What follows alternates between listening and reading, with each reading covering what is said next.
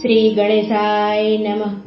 મિત્રો, આપ જોઈ રહ્યા છો યુટ્યુબ આપણી ચેનલ જીવનદીપમાં આપ સૌનું હાર્દિક સ્વાગત છે। મિત્રો, આજે છે ગુરુ પૂર્ણિમા। આ શુભ ગુરુ પૂર્ણિમાના દિવસે આપણે આ વિડીયામાં સાંભળવાના છીએ ગુરુદેવનો મહામંત્ર ગુરુ ગાયત્રી મંત્ર 108 વાર, જેને સાંભળવાથી જપવાથી બધા જ ગ્રહ પ્રસન્ન થાય છે, લાભ પ્રાપ્ત થાય છે। 9 ગ્રહમાં જે કુંડળી બિરાજમાન છે તેનાથી લાભ થાય છે। ગુરુ બૃહસ્પતિની કૃપા પ્રાપ્ત થાય છે। ભગવાન નારાયણ જે જગત ગુરુ છે તેની કૃપા પ્રાપ્ત થાય છે। ત્રિદેવ એટલે કે બ્રહ્મા વિષ્ણુ મહેશની કૃપા પ્રાપ્ત થાય છે। જીવનમાં ધન ધાન્ય સમૃદ્ધિની પ્રાપ્તિ થાય છે। ગુરુદેવના આશીર્વાદ પ્રાપ્ત થાય છે। ભુક્તિ અને મુક્તિ પ્રાપ્ત થાય છે। ગુરુદેવની કૃપા પ્રાપ્ત થાય તો જીવનમાં સાચો માર્ગ અવશ્ય મળે છે। નિત્ય આપણે ગુરુની એક માળા જપીએ તો પણ આપણી કુંડળીમાં રહેલા બૃહસ્પતિ કે ગુરુ ગ્રહ શુભ પરિણામ અવશ્ય આપે છે। આપણે આજે આ વિડીયામાં સાંભળવાના છીએ સર્વ મનોરથ પૂરા કરનાર, સૌભાગ્ય દેનાર, ધર્મ અર્થ કામ અને મોક્ષ આપનાર ગુરુદેવનો મહામંત્ર ગુરુ ગાયત્રી મંત્ર 108 વાર। જો આપને આ વિડીયો પસંદ આવે તો લાઈક કરજો, તમારા મિત્રો પરિવારમાં શેર કરજો। આપ આ ચેનલ પહેલીવાર જોઈ રહ્યા છો તો ચેનલને સબસ્ક્રાઇબ જરૂર કરી લેજો, જેથી નવા આવનારા દરેક વિડીયાની માહિતી આપના સુધી તુરંત જ પહોંચી શકે। ધન્યવાદ મિત્રો। તો મિત્રો, આવો આપણે સાંભળીએ ગુરુદેવનો મહામંત્ર ગુરુ ગાયત્રી મંત્ર। ઓમ ગુરુદેવાય ધીમહિ પરબ્રહ્માય ધીમહિ તન્નો ગુરુ પ્રચોદયાત। ઓમ ગુરુદેવાય ધીમહિ પરબ્રહ્માય ધીમહિ તન્નો ગુરુ પ્રચોદયાત। ઓમ ગુરુદેવાય ધીમહિ પરબ્રહ્માય ધીમહિ તન્નો ગુરુ પ્રચોદયાત। ઓમ ગુરુદેવાય ધીમહિ પરબ્રહ્માય ધીમહિ તન્નો ગુરુ પ્રચોદયાત। ઓમ ગુરુદેવાય ધીમહિ પરબ્રહ્માય ધીમહિ તન્નો ગુરુ પ્રચોદયાત। ઓમ ગુરુદેવાય ધીમહિ પરબ્રહ્માય ધીમહિ તન્નો ગુરુ પ્રચોદયાત। ઓમ ગુરુદેવાય ધીમહિ પરબ્રહ્માય ધીમહિ તન્નો ગુરુ પ્રચોદયાત। ઓમ ગુરુદેવાય ધીમહિ પરબ્રહ્માય ધીમહિ તન્નો ગુરુ પ્રચોદયાત। ઓમ ગુરુદેવાય ધીમહિ પરબ્રહ્માય ધીમહિ તન્નો ગુરુ પ્રચોદયાત। ઓમ ગુરુદેવાય ધીમહિ પરબ્રહ્માય ધીમહિ તન્નો ગુરુ પ્રચોદયાત।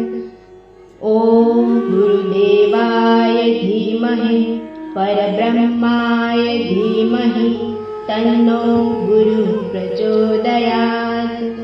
ઓમ ગુરુદેવાય ધીમહિ પરબ્રહ્માય ધીમહિ તન્નો ગુરુ પ્રચોદયાત। ઓમ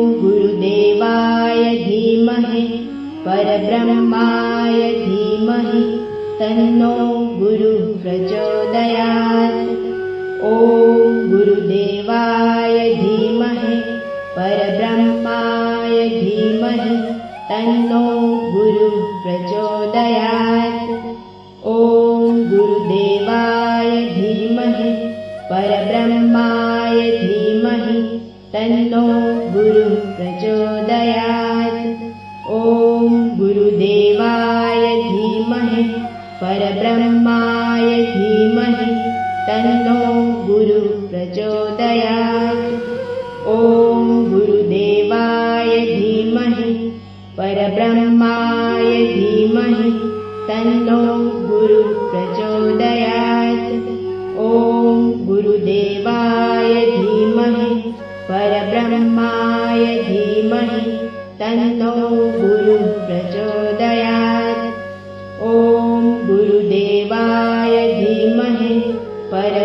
परब्रह्माय धीमहि तन्नो गुरुः प्रचोदयात्।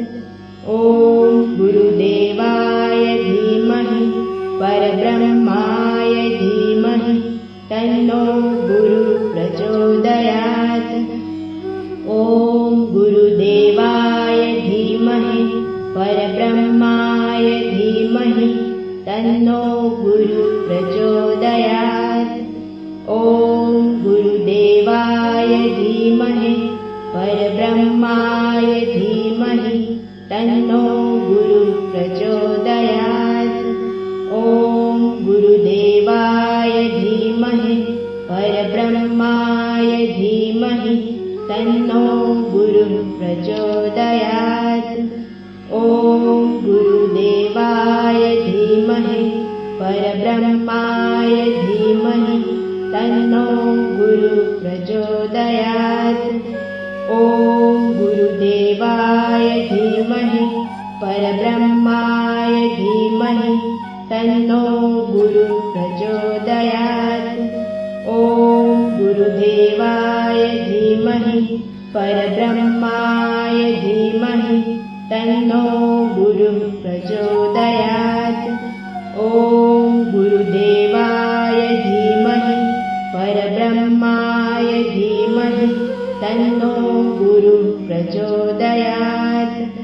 ॐ गुरुदेवाय धीमहि परब्रह्माय धीमहि तन्नो गुरुः प्रचोदयात्। ॐ गुरुदेवाय धीमहि परब्रह्माय धीमहि तन्नो गुरुः प्रचोदयात्। ॐ गुरुदेवाय धीमहि परब्रह्माय धीमहि तन्नो गुरुः प्रचोदयात्। ॐ गुरुदेवाय धीमहि परब्रह्माय धीमहि तन्नो गुरुः प्रचोदयात्। ॐ गुरुदेवाय धीमहि परब्रह्माय धीमहि तन्नो गुरुः प्रचोदयात्। ॐ गुरुदेवाय धीमहि परब्रह्माय धीमहि तन्नो गुरुः प्रचोदयात्। ॐ गुरुदेवाय धीमहि परब्रह्माय धीमहि तन्नो गुरुः प्रचोदयात्। ॐ गुरुदेवाय धीमहि परब्रह्माय धीमहि तन्नो गुरुः प्रचोदयात्। ॐ गुरुदेवाय धीमहि परब्रह्माय धीमहि तन्नो गुरुः प्रचोदयात्। ॐ गुरुदेवाय धीमहि परब्रह्माय धीमहि तन्नो गुरुः प्रचोदयात्। ॐ गुरुदेवाय धीमहि परब्रह्माय धीमहि तन्नो गुरुः प्रचोदयात्। ॐ गुरुदेवाय धीमहि परब्रह्माय धीमहि तन्नो गुरुः प्रचोदयात्। ॐ गुरुदेवाय धीमहि परब्रह्माय धीमहि तन्नो गुरुः प्रचोदयात्। ॐ गुरुदेवाय धीमहि परब्रह्माय धीमहि तन्नो गुरुः प्रचोदयात्। ॐ गुरुदेवाय धीमहि परब्रह्माय धीमहि तन्नो गुरुः प्रचोदयात्। ॐ गुरुदेवाय धीमहि परब्रह्माय धीमहि तन्नो गुरुः प्रचोदयात्। ॐ गुरुदेवाय धीमहि परब्रह्माय धीमहि तन्नो गुरुः प्रचोदयात्। ॐ गुरुदेवाय धीमहि परब्रह्माय धीमहि तन्नो गुरुः प्रचोदयात्। ॐ गुरुदेवाय धीमहि परब्रह्माय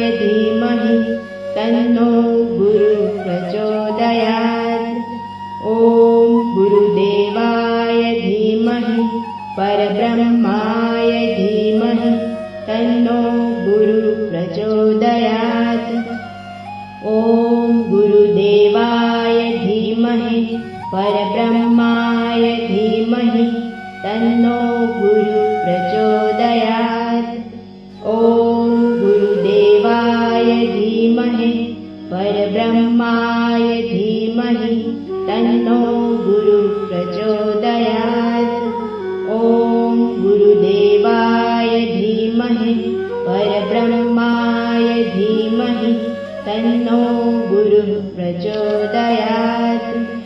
ॐ गुरुदेवाय धीमहि परब्रह्माय धीमहि तन्नो गुरुः प्रचोदयात्। ॐ गुरुदेवाय धीमहि परब्रह्माय धीमहि तन्नो गुरुः प्रचोदयात्। ॐ गुरुदेवाय धीमहि परब्रह्माय धीमहि तन्नो गुरुः प्रचोदयात्। ॐ गुरुदेवाय धीमहि परब्रह्माय धीमहि तन्नो गुरुः प्रचोदयात्।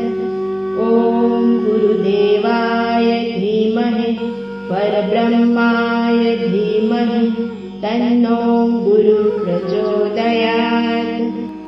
ॐ गुरुदेवाय धीमहि परब्रह्माय धीमहि तन्नो गुरुः प्रचोदयात्। ॐ गुरुदेवाय धीमहि परब्रह्माय धीमहि तन्नो गुरुः प्रचोदयात्। ॐ गुरुदेवाय धीमहि परब्रह्माय धीमहि तन्नो गुरुः प्रचोदयात्। ॐ गुरुदेवाय धीमहि परब्रह्माय धीमहि तन्नो गुरुः प्रचोदयात्। ॐ गुरुदेवाय धीमहि परब्रह्माय धीमहि तन्नो गुरुः प्रचोदयात्। ॐ गुरुदेवाय धीमहि परब्रह्माय धीमहि तन्नो गुरुः प्रचोदयात्। ॐ गुरुदेवाय धीमहि परब्रह्माय धीमहि तन्नो गुरुः प्रचोदयात्। ॐ गुरुदेवाय धीमहि परब्रह्माय धीमहि तन्नो गुरुः प्रचोदयात्। ॐ गुरुदेवाय धीमहि परब्रह्माय धीमहि तन्नो गुरुः प्रचोदयात्। ॐ गुरुदेवाय धीमहि परब्रह्माय धीमहि तन्नो गुरुः प्रचोदयात्। ॐ गुरुदेवाय धीमहि परब्रह्माय धीमहि तन्नो गुरुः प्रचोदयात्। ॐ गुरुदेवाय धीमहि परब्रह्माय धीमहि तन्नो गुरुः प्रचोदयात्। ॐ गुरुदेवाय धीमहि परब्रह्माय धीमहि तन्नो गुरुः प्रचोदयात्। ॐ गुरुदेवाय धीमहि परब्रह्माय धीमहि तन्नो गुरुः प्रचोदयात्। ॐ गुरुदेवाय धीमहि परब्रह्माय धीमहि तन्नो गुरुः प्रचोदयात्।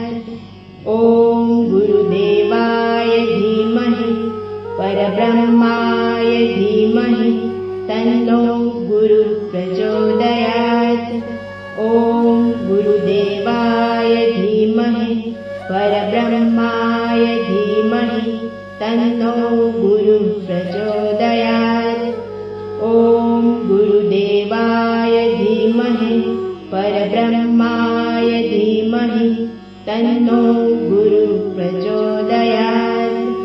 ॐ गुरुदेवाय धीमहि परब्रह्माय धीमहि तन्नो गुरुः प्रचोदयात्। ॐ गुरुदेवाय धीमहि परब्रह्माय धीमहि तन्नो गुरुः प्रचोदयात्। ॐ गुरुदेवाय धीमहि परब्रह्माय धीमहि तन्नो गुरुः प्रचोदयात्। ॐ गुरुदेवाय धीमहि परब्रह्माय धीमहि तन्नो गुरुः प्रचोदयात्। ॐ गुरुदेवाय धीमहि परब्रह्माय धीमहि तन्नो गुरुः प्रचोदयात्। ॐ गुरुदेवाय धीमहि परब्रह्माय धीमहि तन्नो गुरुः प्रचोदयात्। ॐ गुरुदेवाय धीमहि परब्रह्माय धीमहि तन्नो गुरुः प्रचोदयात्। ॐ गुरुदेवाय धीमहि परब्रह्माय धीमहि तन्नो गुरुः प्रचोदयात्। ॐ गुरुदेवाय धीमहि परब्रह्माय धीमहि तन्नो गुरुः प्रचोदयात्। ॐ गुरुदेवाय धीमहि परब्रह्माय धीमहि तन्नो गुरुः प्रचोदयात्। ॐ गुरुदेवाय धीमहि परब्रह्माय धीमहि तन्नो गुरुः प्रचोदयात्। ॐ गुरुदेवाय धीमहि परब्रह्माय धीमहि तन्नो गुरुः प्रचोदयात्। ॐ गुरुदेवाय धीमहि परब्रह्माय धीमहि तन्नो गुरुः प्रचोदयात्। ॐ गुरुदेवाय धीमहि परब्रह्माय धीमहि तन्नो गुरुः प्रचोदयात्। ॐ गुरुदेवाय धीमहि परब्रह्माय धीमहि तन्नो गुरुः प्रचोदयात्। ॐ गुरुदेवाय धीमहि परब्रह्माय धीमहि तन्नो गुरुः प्रचोदयात्। ॐ गुरुदेवाय धीमहि परब्रह्माय धीमहि तन्नो गुरुः प्रचोदयात्। ॐ गुरुदेवाय धीमहि परब्रह्माय धीमहि तन्नो गुरुः प्रचोदयात्। ॐ गुरुदेवाय धीमहि परब्रह्माय धीमहि तन्नो गुरुः प्रचोदयात्। ॐ गुरुदेवाय धीमहि परब्रह्माय धीमहि तन्नो गुरुः प्रचोदयात्। ॐ गुरुदेवाय धीमहि परब्रह्माय धीमहि तन्नो गुरुः प्रचोदयात्। ॐ गुरुदेवाय धीमहि परब्रह्माय धीमहि तन्नो गुरुः प्रचोदयात्। ॐ गुरुदेवाय धीमहि परब्रह्माय धीमहि तन्नो गुरुः प्रचोदयात्। ॐ गुरुदेवाय धीमहि परब्रह्माय धीमहि तन्नो गुरुः प्रचोदयात्। ॐ गुरुदेवाय धीमहि परब्रह्माय धीमहि तन्नो गुरुः प्रचोदयात्। ॐ गुरुदेवाय धीमहि परब्रह्माय धीमहि तन्नो गुरुः प्रचोदयात्। ॐ गुरुदेवाय धीमहि परब्रह्माय धीमहि तन्नो गुरुः प्रचोदयात्। ॐ गुरुदेवाय धीमहि परब्रह्माय धीमहि तन्नो गुरुः प्रचोदयात्। ॐ गुरुदेवाय धीमहि परब्रह्माय धीमहि तन्नो गुरुः प्रचोदयात्। ॐ गुरुदेवाय धीमहि परब्रह्माय परब्रह्माय धीमहि तन्नो गुरुः प्रचोदयात्। ॐ गुरुदेवाय धीमहि परब्रह्माय धीमहि तन्नो गुरुः प्रचोदयात्। ॐ गुरुदेवाय धीमहि परब्रह्माय धीमहि तन्नो गुरुः प्रचोदयात्। ॐ गुरुदेवाय धीमहि परब्रह्माय धीमहि तन्नो गुरुः प्रचोदयात्।